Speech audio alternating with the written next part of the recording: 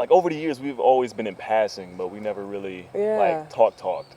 I think the first time I saw you was probably Symposium. Symposium. Really? Okay. I'm trying to think. Yeah. Yeah, That was years and years ago. that was. Very long time ago. I think that was before I even went to Atlanta, came back. So that had to be. Oh, you went to Atlanta? I went to Atlanta for a little bit. Okay. I did. I went down there just on a dream chase. I don't know. I just felt like I was like, I gotta go right now. I was just in a, I don't know, transition point in my life. When I go through like the transitions, I'm always like, Yeah.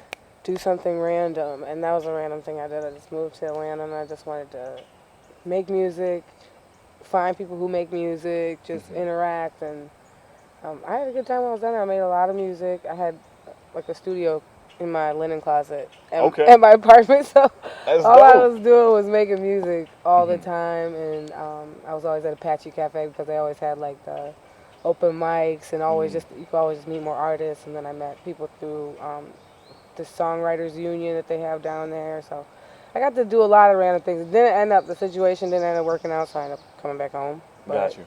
Um, yeah. Like, what did you? Because for me, I always thought about, okay, relocating. There's those type of situations where you're like, what's really missing is that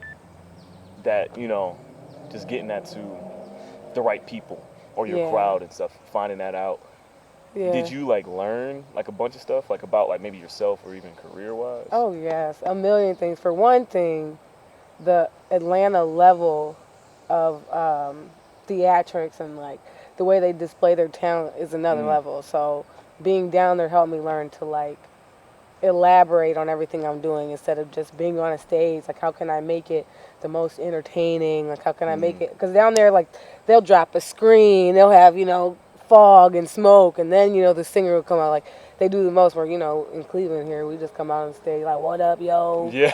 What up, I'm Esther Fitz, I'm finna do my thing, instead of just being like, having that wow factor. Yeah. So that's what I'm always looking for in my shows, which is why it takes me like, I'd say 3-4 months to put together like a solid show, is because it needs to have all the elements. I'm all about all the elements, like having props, having chairs, having dancers, having, not because you need those things, not because I couldn't just go up there and sing, but because it adds more to the performance. You want people to like really long to see that again. So that's one thing that they do have down in Atlanta. Another thing I learned down in Atlanta, I do like to like, I need that alone time and creative space. It's absolutely mandatory for my life, for my happiness, for my life, for everything, because just having things like everything going on in life, people always want to work, people always want to feature, people always want to collaborate, and get so lost in doing everything that we don't, like, I didn't take that time to like